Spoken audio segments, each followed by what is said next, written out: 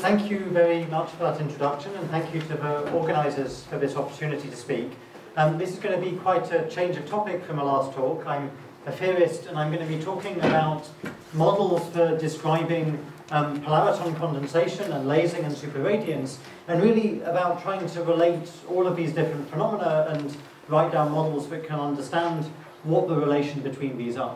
So the big picture overview of what I'm going to talk about is to take the various things on this slide and try and say how do these connect. And there are some things here which are sort of straightforward to understand, like atomic Bose condensates, where we can think about this as a thermal equilibrium system in an isolated, closed system that reaches equilibrium. And on the other hand, there's the other extreme of the laser, where we definitely think of this as an open system. We're interested in the light that comes out of the cavity. And these lasers are obviously different in the sense that if you ask what the temperature is, depending which textbook you open, it will either tell you it's undefined or negative or infinite. What I'm particularly interested in is things which are halfway between these. So I will say a little more in a moment about polariton condensates.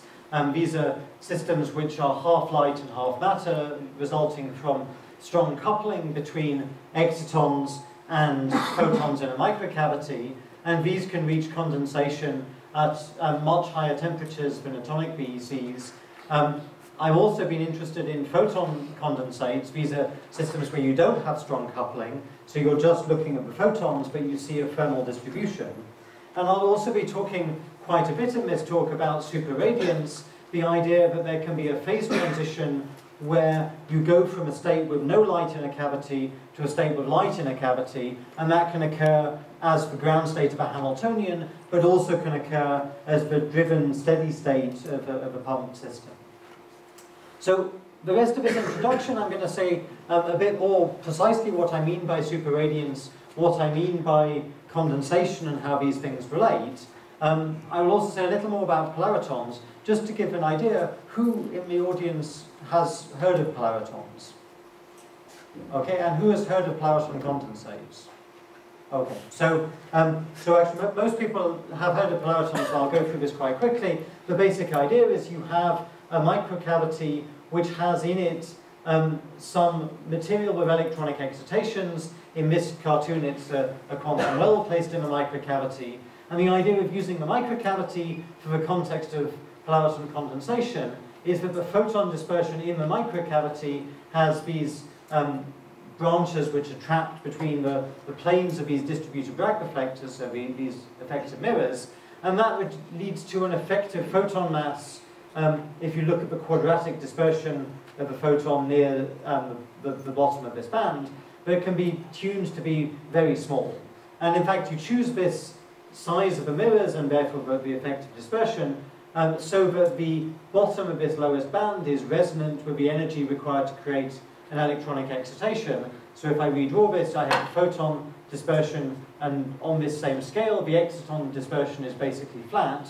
If this mass is 10 to the minus 4 of an electron mass, you don't see any curvature of the exciton branch. And this then leads to a lower polariton and an upper polariton, which come from strong coupling, the superposition of exciton plus photon and exciton minus photon of these two new branches. And this lower polariton is something half light, half matter, and also with a very low effective mass. And that effective mass matters because if you think about thermal equilibrium Bose condensation, the critical temperature depends on the mass. But this is really an open system. These mirrors are not perfect, and so light will leak out of this system, and you need to pump somehow to create new excitons, and then you have a flow of energy through the system. The fact that light leaks out is actually, of course, important for how you actually do any experiments on these. You look at the light that's leaking out of the cavity, and you can image from the angle that it comes out the in-plane momentum, and from its frequency you can image the energy of the polaritons. And so when I showed these pictures before, taken from the cadmium telluride polariton condensate experiment, what this picture is really showing is on the right the angular distribution of the emission, and on the left the angle and energy distribution. And what this shows is when you increase the pumping, you can reach a condensed state where the polaritons accumulate at low energy and no momentum. With this kind of polariton condensate, the questions that my group has been interested in for some time is to understand that this is an open system. It produces coherent light. How does this differ from a laser? And this is a particularly important question because these same structures are almost identical to how would you build a structure for a vertical cavity surface emitting laser. And indeed, these structures do show photon lasing if you pump them very hard or if you look at high temperature. And so one kind of question you can ask is, what's the crossover between the polariton condensation behavior and regular lasing behavior?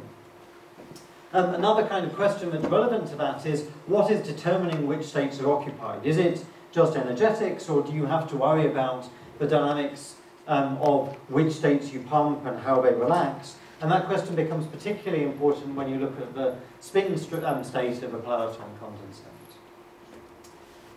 More relevant to what I'm going to talk at the end of this talk about is what happens if you replace the quantum wells in this structure with some other kind of electronic excitations.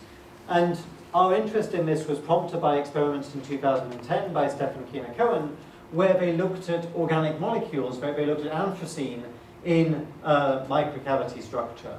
And what's particularly important there is that these organic molecules have quite complicated photophysics. You have vibronic replicas of the exciton line, and so you can then start asking questions about how does this vibrational structure in the absorption and emission line interfere with this question of lasing and condensation.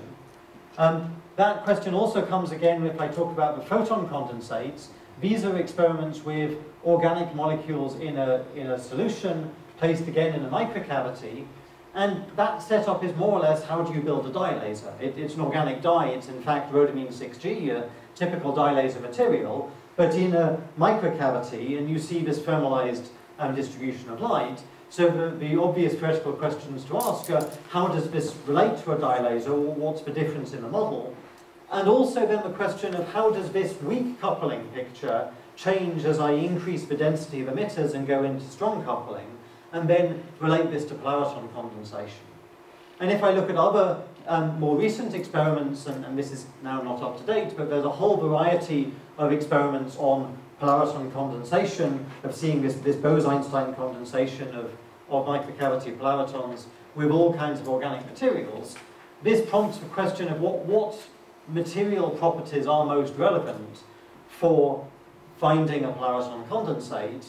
Does it matter whether I'm talking about Frenkel excitons, this is electronic excitations in a given molecule that can hop around, or Vanier excitons that are bound electron-hole pairs when you have pre-propagation of electrons and holes, and what happens to materials where it's not quite one or the other? And can you make interesting nonlinearities of these polaritons? In the inorganic materials, in gallium arsenide and cadmium telluride, you can see very strong nonlinearities, and you can build interesting devices out of those nonlinear effects. In organic materials, this is not so clear. So these are the big questions that are motivating what I'm going to talk about. What I want to finish this first part of the introduction by is saying a little about how we have approached this. And I want to say there are really three kinds of theoretical approaches one could take.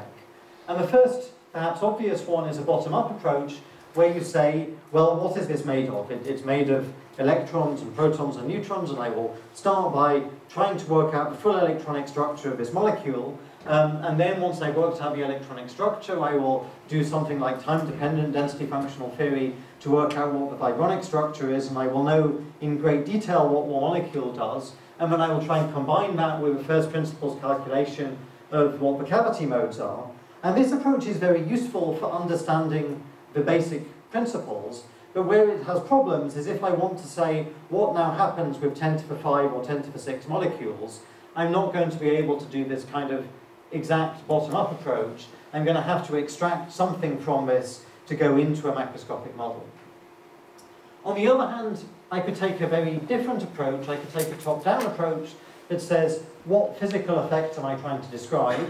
If I'm trying to describe a Bose condensate, then a model of a Bose condensate is a weakly interacting Bose gas, and I'll look at that in equilibrium and see how does that behave. Or a model of a laser, I know how to write down rate equations and say which modes are populated. But the problem with that is that the answer to the question is predetermined by which question you ask. Because if I write down a model of a weakly interacting Bose gas in equilibrium, I'm going to get a condensate, not a laser. And if I write down rate equations, it appears I'm going to get a laser. So if you want to answer this question of how does lasing and condensation fit together, this approach will be limiting.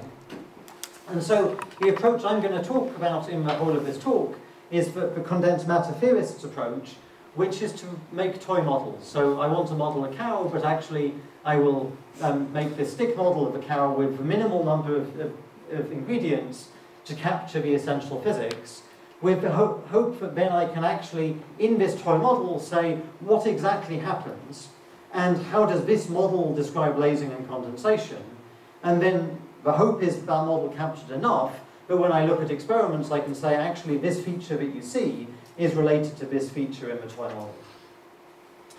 So, that's my motivation. The rest of this talk, I'm going to finish this introduction by saying a little more about what I mean by superradiance and what I mean by contrast when I say lasing. And then the talk will have two parts. The first part will have a very simple toy model. It will be the Dickey model, and I will ask about the relation between lasing and superradiance in the Dickey model. I'll first talk about the Dickey model with dephasing and understand what dephasing does to that model and the tools that we have to use to describe that. And then the last part of this model, I will get on to the thing I actually promised in the title, which is to talk about this lasing and superradiance crossover with organic molecules. So first I should say something about the superradiance transition, which I mentioned on the very first slide. And I should say that what I mean by this is the thing that was described in 1973 by Hepp and Lieb, who pointed out that if you take a model of many two-level systems coupled to a common photon mode, then this model undergoes a phase transition. And this phase transition occurs because if you make G large enough, then it's energetically favourable to make this last term in the Hamiltonian as negative as possible. And that means putting a coherent photon field in the cavity, so there's some expectation of A, and polarizing the two-level systems. They also pointed out that you can solve this very easily, because if all the two-level systems couple identically to the photon mode, you can replace them by a collective spin. And if you try and then solve this model and find what its ground state is, you find that this phase transition occurs whenever G is larger than a critical value given by this condition. Here, n is the number of two-level systems, and this makes sense in that it's saying when the last term of the Hamiltonian is stronger than some kind of geometric mean of the other terms, then you get this transition. And so you can map out a phase diagram of the ground state of this model that says above a critical coupling strength, there is a state which is what I will call the superradiance state. I should mention there are other things that are called superradiance, particularly things where you prepare an initial state and look at the subsequent dynamics. That's not what I'm talking about. Whenever I say superradiance in this talk, I mean something related to this ground state of this Hamiltonian, which I will call the Dickey model. I should briefly mention that this is not, unfortunately, the whole story of what happens for the ground state of this Hamiltonian. And this was pointed out shortly after this first paper of Hepp and Lieb. Jarzewski pointed out that there's a problem with this phase transition if you think about it as a real ground state of atoms in a cavity. And that problem comes because if you think about the minimal coupling Hamiltonian in the Coulomb gauge, what I've written so far is only part of a matter-like coupling. I've written only the part which is linear in the electromagnetic field. There's also a nonlinear part, so this scales like the number of atoms in the cavity, some coefficient, and then A plus A dagger squared. And this has the effect of meaning that the condition for this spontaneous polarization is shifted because I've shifted the energy of the cavity mode. So rather than omega, I have omega plus 4n times this coefficient zeta. And what I then require is a slightly modified condition. And what's unfortunate about this is this has n on both sides. So as I put more molecules into the cavity, I end up really caring whether G can be greater than square root of omega naught times zeta. But it can't be. There is an oscillator strength sum rule which says that G squared over omega naught is in fact always less than zeta. And so this condition is never satisfied. and you never get this superradiant state. There are 2 or 3 ways out of this, and I'm going to focus on the next slide in one of them. But I should just mention that there is quite a lot of recent work, particularly by groups of Peter Rubble and Peter Donikosh, who have looked at whether there really is a superradiance transition in the ground state of atoms coupled to light. And it turns out that you have to think more carefully about what the full model of this is, and you also have to think carefully about how models look in different gauges of electromagnetism. But this is not relevant to what I'm going to say, because for what I'm going to say in the middle part of this talk, there's another way out of this no-go theorem. And this is an idea proposed by Dimer, Scott Parkins, and Carmichael in 2007, who said, let's realize an effective 2-level system by taking 2 low-lying levels of an atom and coupling them via a Raman scheme. So you absorb a cavity photon, and then you have stimulated emission into a pump laser. And the idea of this setup is that you can have an effective transition from one level to the other, involving absorption or emission of the cavity mode. But in this Raman scheme, the strength of this coupling is dependent on the strength of the pumping laser and the detuning from this excited state. Moreover, you also find that the effective cavity frequency for this Hickey model is now set by something that's the detuning between the bare cavity frequency and the pump frequency, because I'm writing this Hamiltonian in a rotating frame. And why this gets out of the no-go theorem is that the no-go theorem comes about because of the existence of the sum rule that restricts what value G0 can have, but it does not restrict what value this effective G can have. You can drive this as hard as you want, and therefore increase the value of this G, and so you can get around this no-go theorem. The only complication is that you have to say this is really now a driven system, and you have to worry about cavity losses. So as you drive the system, light will leak out of the cavity, and therefore I'll think about what happens if I include a Lindblad term in the master equation describing photons leaking out of the cavity. And that slightly modifies the phase boundary, where I had omega before. I've now got omega squared plus kappa squared over omega. But actually it doesn't modify the boundary that much.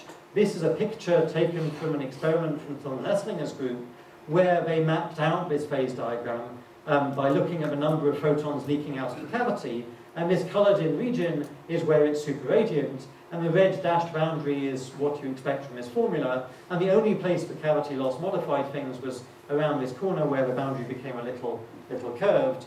Without cavity loss, this is just a straight line. And so this is mapping out versus cavity pump detuning, i.e. versus effectively omega, and here versus pump power, which is effectively tuning G. So this is what I mean by superradiance, and this is what I'll talk about in the middle part of this talk. When I talk about lasing, what I'm thinking of is a very similar model, but now I made the rotating wave approximation on this Hamiltonian, so I still have many 2-level atoms coupled to a cavity mode, but the difference is I'm now going to consider also incoherent processes on the 2-level system, pumping and dissipation. And the simplest thing I could do is to write down a mean field theory, to write down expectations of the photon field, polarization, and inversion. And this is the Maxwell block equations of a laser. If I solve these equations, what you find is that the inversion of the 2-level systems increases as you pump this. At some point it goes through 0, so more 2-level systems are pointing up and down. And then at some critical value of inversion, you start to get photons in the cavity. And this is the lasing state. And the threshold for this actually looks rather similar to the equation I was writing before, except that now on the right-hand side, I have loss processes. So this is about gain beating loss, and also this is not n, the number of atoms, but n0, the number of inverted atoms, saying that the laser requires inversion to work. The superradiant state I described before actually does not have inversion of the 2-level systems. This is the simplest description I could write down, but it's worth also mentioning that I could do something more subtle. I could write down a semi-classical theory of the laser. This means writing down equations for expectations of the photon field, and if I do that, I find I get also spontaneous emission terms in this. So this tells me the time derivative of the number of photons in the cavity. Here is loss, here is all the gain processes, and these plus ones in red come about because there can be spontaneous emission in a semi-classical theory. If I ignore those spontaneous emission terms, I get back exactly the mean field transition, but I do that in a way where I haven't explicitly had to think about symmetry breaking. I've been able to write this for the number of photons, not for the expectation of a photon field. The other great feature of the semi-classical theory is it tells me how spontaneous emission gives some kind of finite size correction to the threshold of the lasing transition. So if I solve this equation for the number of photons, it's just a quadratic equation. I can solve this and get this explicit form for how many photons are there in the cavity as a function of n0. Nc is the critical value of n0 given by this formula. And there is this coefficient beta, which really is about the strength of spontaneous emission terms. And what this says is, if beta is small, I can ignore this last term, and then this square root ends up just being n0 over nc minus 1, so that in the limit of small beta, what I get is 0 photons below threshold, and then a sharp transition to a lasing state, whereas if beta is larger, I get this kind of smooth crossover. And I mention this all here because actually what I'm going to be doing in the middle part of this talk is writing down the analogous semi-classical theory for the Dickey model, and then talking about how does that relate to the semi-classical theory of the laser. Okay, so that's my rather lengthy introduction finished. Let me now move on to part 2, where I'll talk about the Dickey model with dephasing and dissipation, and then also with incoherent pumping, and talk about how this relates to lasing. But first I want to just think about the Dickey model superradiance transition I described so far, but adding incoherent processes for the two-level systems. So what that means explicitly is, as well as photon loss, I want to say what happens to the superradiance transition when I add decay of the two-level systems from excited to ground state, and dephasing, so terms which just kill coherent superpositions of up and down states. And this is a technical problem because if I do that, I break the conservation of this collective spin operator, so all the tricks that allowed me to do things very neatly before vanish out of the window. But that's not a good enough reason for solving it. The reason we got interested is there was a paper from a group of Emanuele Dalla Torre in 2016 who pointed out that this just seems to slightly modify the phase boundary, so you still get a superradiance transition. But we got very confused by this, because if I write down the mean field theory of this model, while the normal state seems to be unstable above a critical value of G, and just have this slightly modified phase boundary, if I try and find what happens, I can't find any superradiance solution when there is no loss, but there is dephasing. So this particular combination with dephasing on, but loss off, I can't find a normal solution, I can't find a superradiance solution. And so I was confused what was going on, but first we wanted to understand whether this result, which is all really mean field theory, whether this was correct. And so to solve this, we looked at two methods. One method is it turns out that this problem can still be pretty much exactly solved. And you can solve this exactly by making use of permutation symmetry of the density matrix. So what I mean by exactly solve is, can I, for a relatively large number of atoms, find the exact density matrix? And this might at first seem hopeless because without any conservation laws, my Hilbert space is 2 to the n dimensional, and so I'll be restricted to a relatively small value of n. But when you use this permutation symmetry of the density matrix, it turns out the number of independent parameters is much smaller. What I mean specifically is if I write elements of the density matrix between some configuration of spin states on the left and on the right, and I combine these into a collective index, this squiggly sigma, if I swap around the indices for two different two-level systems, this set of matrix elements should be unchanged. And that means that I only need to keep track of these matrix elements for ordered values of these sigmas. Everything else is related by a permutation. And therefore the actual number of independent coefficients is only n to the 4, not 2 to the n. And with that, it turns out that you can now solve this problem for n is of order 50, maybe 100 for some problems. And this has actually been used in a whole variety of other contexts. in particularly superradiant lasers and other problems involving the Dickey model or its variants. So this says we can do things for medium-sized values of n. What I'll also use is the semi-classical theory of the Dickey model. So that means I will write down equations for these particular expectations, and these are chosen as the set of expectations that don't break any symmetries. And therefore, they will be able to match what happens in a finite-sized simulation where I don't break symmetry. I can use a cumulative expansion to decouple the equations of these from any higher order correlations. And effectively, this is a 1 over n expansion. This is an expansion assuming the number of molecules the number of atoms is large, and is directly analogous to what one does in the semi-classical theory of the laser. So in a moment, I'll say how this all connects to laser. So the first thing we looked at is that the Wigner function of the photon field. This is a quasi-probability distribution that tells you what's the probability to get a given photon amplitude, and I've divided it into real and imaginary parts.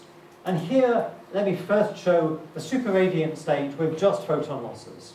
And I'm plotting this for n equals 30, because it's a finite-sized system, I don't have any symmetry breaking, so what you see for the superradiant state is the two possible superradiant states, and you see an incoherent mixture of these. There is a symmetry-broken solution here and another one here, and these being away from 0 tells you that there is a macroscopic expectation of the photon field in the cavity.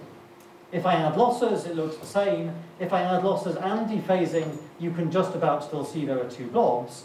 But if I have just dephasing, it seems mean field theory was right, I have no superradiant solution. And to be a bit more convincing on this, let me look at what happens as a function of the number of two-level systems. So here we can get out to about 50 with just dephasing, and you can sort of believe this curve is going down towards 0, whereas the other ones are going to something finite. This becomes a lot more convincing if I add also the cumulant expansion results for semi-classical theory. You see that these match the exact solutions for intermediate values of n, and you can really then convince yourself that for large n, there is no macroscopic photon field in the cavity. So once you understand this is all correct, then you can go back and understand why did this happen.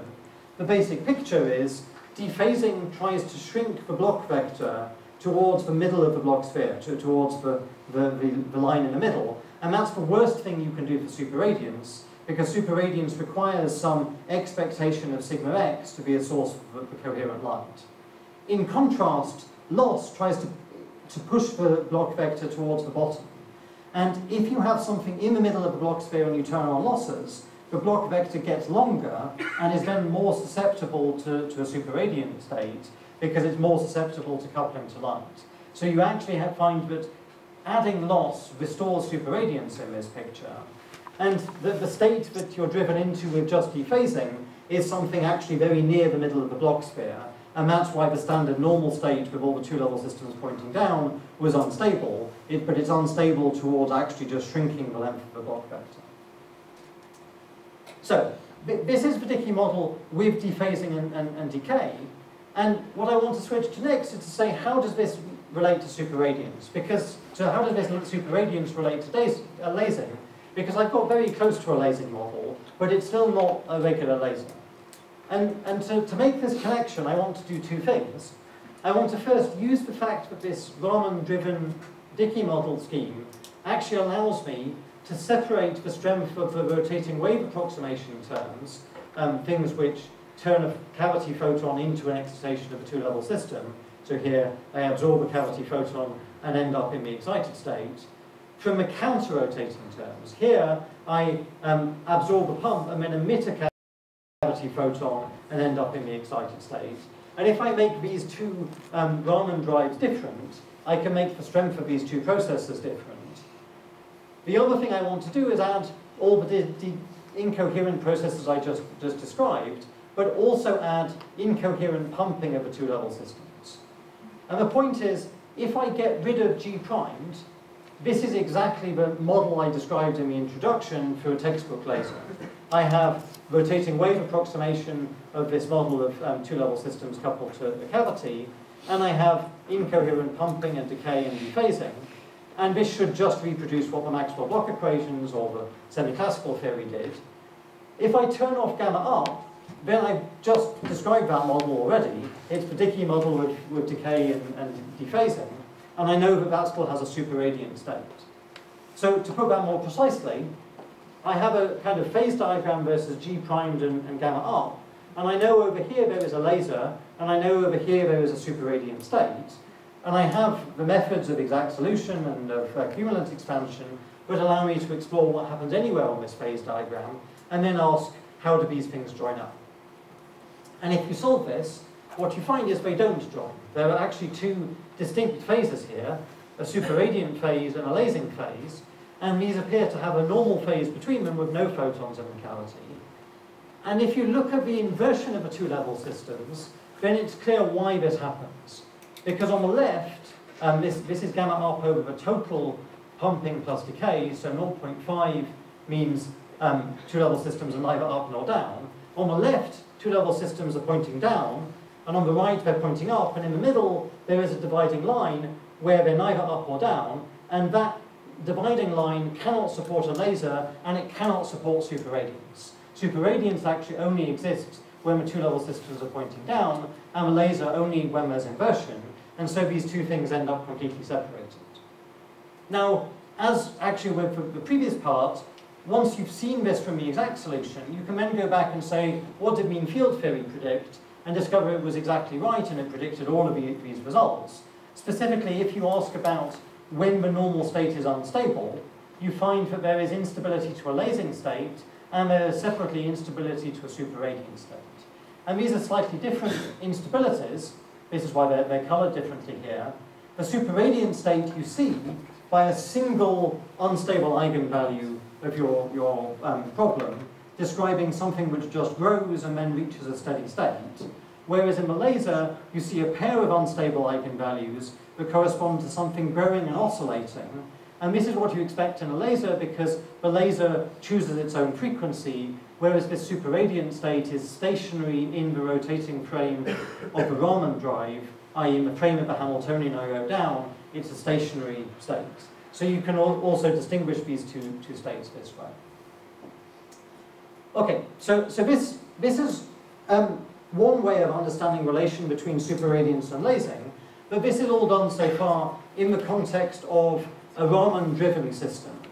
And what I want to switch to for the last part is to think about organic molecules, and to not think about Raman driving, but just think about incoherent drive and dissipation, and what states one gets. So I'm going to talk about this in two halves. I will first talk about this in weak coupling, and this is photon BEC, and then I'll finish in the last couple of minutes by talking about recent work that we've done on looking at the strong coupling limit of this. So with my picture of writing down toy models, this is my Theorists' toy model of an organic molecule coupled to light, and what I've done here is extend the Dickey model, so I still have two-level systems and they're still coupled to light, but now for each molecule, what I'm worrying about is the vibrational sidebands of the electronic transition.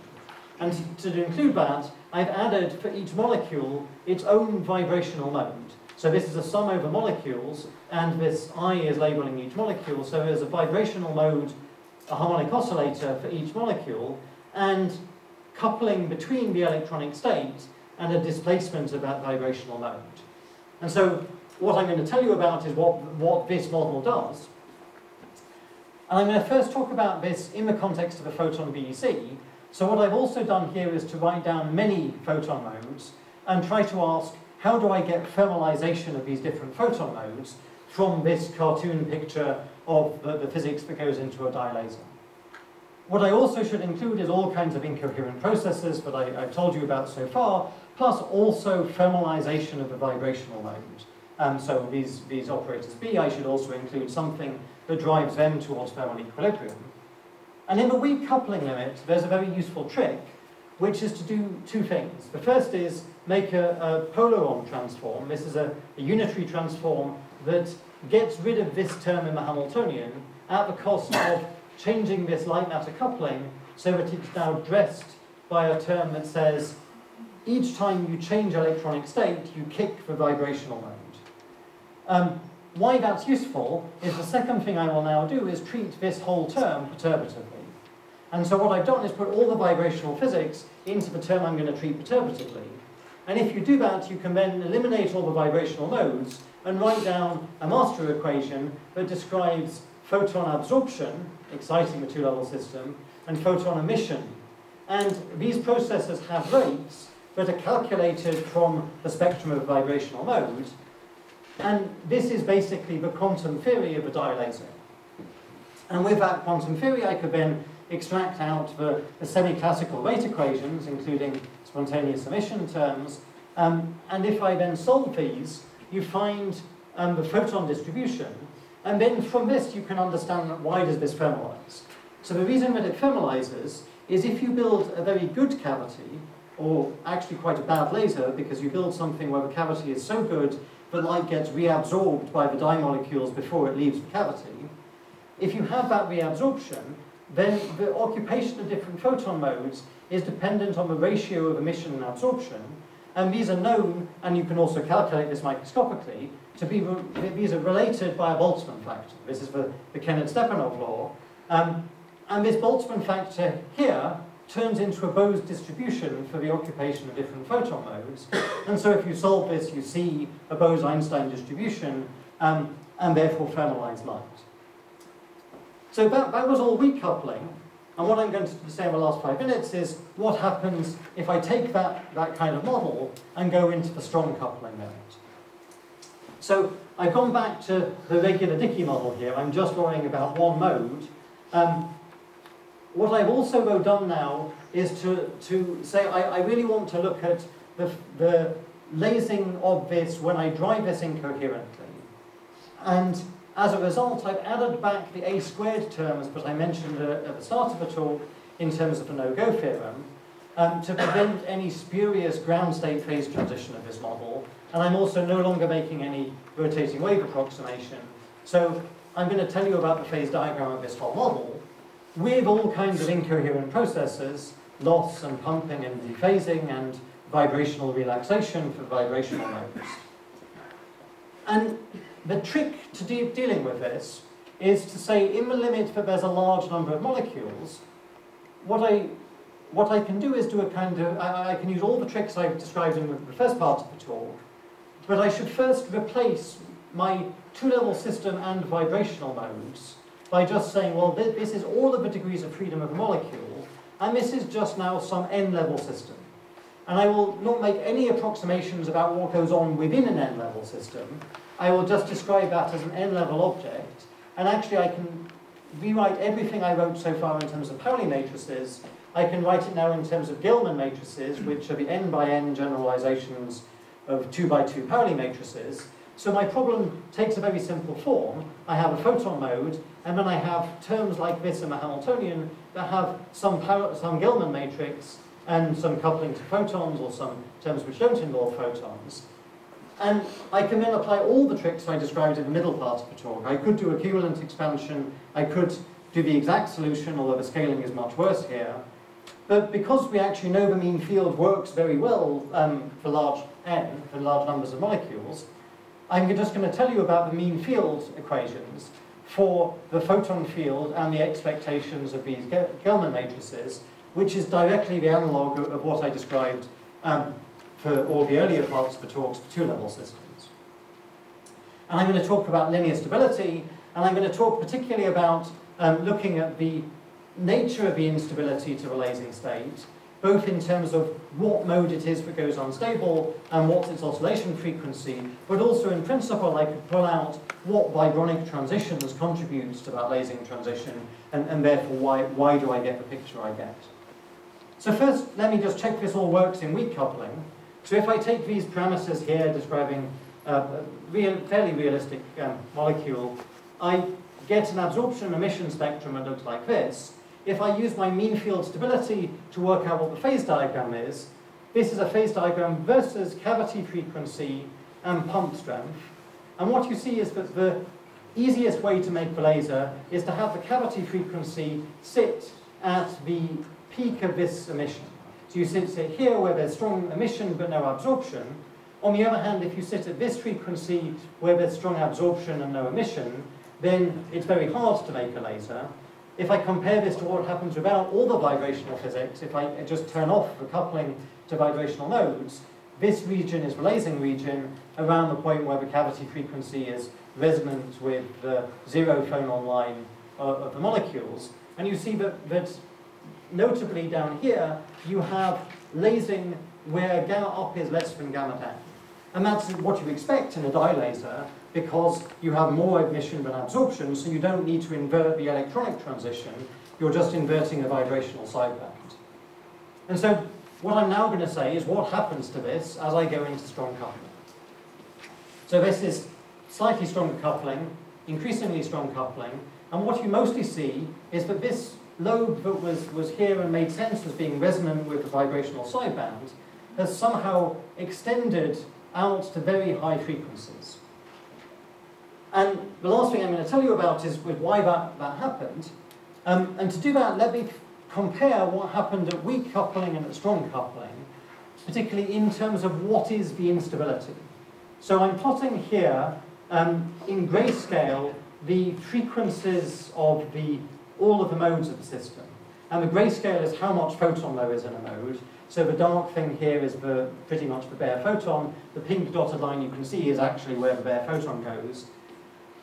And I can also plot what's the real parts of the eigenvalues, which tell me which things are unstable, which things start to grow and lead to the lasing state. And I coloured in the yellow dashed line which of the frequencies corresponds to that unstable mode. So what you see here is that basically this is just a photon laser, it's the photon line that's gone unstable, but you can see some very weak polaritonic splitting in the middle here, and there is some anti-crossing between the photon and the zero phonon line. If I pump the system harder, then I get rid of that anti-crossing. And that's because when I invert two-level systems, then I destroy strong coupling, and so I get rid of the polaritons. So now let me look at this when I have this weird lobe extending out to much higher cavity frequencies. So here's the same kind of picture. What you firstly notice is there's now a very clear polariton. The thing that's actually lasing is definitely a lower polariton, and there's much stronger set of anti-crossings here because I increased the coupling strength. There's anti-crossings with all kinds of vibronic replicas. The thing which you don't immediately notice, but after staring at this for some time, is that this lower polariton does something odd, which is that it chose to sit at a frequency 0.8. It actually sits almost completely flat here, and you can see underneath it there are some other lines at that same frequency, and what it's doing is that the strong coupling allows the polariton to self-tune into resonance with the vibrational sideband of the exciton, so that it can be fed by that vibrational sideband. So although the cavity frequency is tuned over a wide range, the lower polariton is sitting at exactly a frequency 0.8, where there was strong gain and you get this vibrational feeding. This then also explains why this lobe is only out here at low pumping. When I pump harder and start to invert the two-level system, I destroy the strong coupling, and therefore the polariton can no longer sit at 0.8. It starts to go to a frequency around 1 or 1.2, and therefore you go back to only having lasing over this narrow region. Do I have 1 minute? Yeah, okay. 1 minute. So then let me just finally show some pictures of one question you might wonder about polariton condensation in organic systems, which is, in a dye laser, we already had lasing without electronic inversion. And one claim a lot of people make for polaritons is that this is a way to build a very low threshold laser because you don't need inversion. So does this actually work? Well, here is the threshold versus coupling. Here is what the weak coupling theory would predict. So in this case, on the optimal frequency, weak coupling theory got things almost perfectly right. And moreover, the crossover to strong coupling is around here. It's about 0.03. And further strong coupling doesn't really help. So actually the inversionless lasing in the sense of not requiring electronic inversion but exists in a dye laser is not improved by strong coupling. On the other hand, if I choose the most pessimal frequency, if I put my cavity at a frequency 1.2, which is the worst possible place to make a dye laser, then strong coupling really helps, because you see the weak coupling theory predicts the threshold only when you are pumping at 4 times the loss rate, but here you see the actual threshold comes down a lot, and this bump at the bottom that you're seeing, that's the extension out to high cavity frequencies of the load that we saw in the other pictures. So let me stop there and acknowledge the people whose work I've talked about.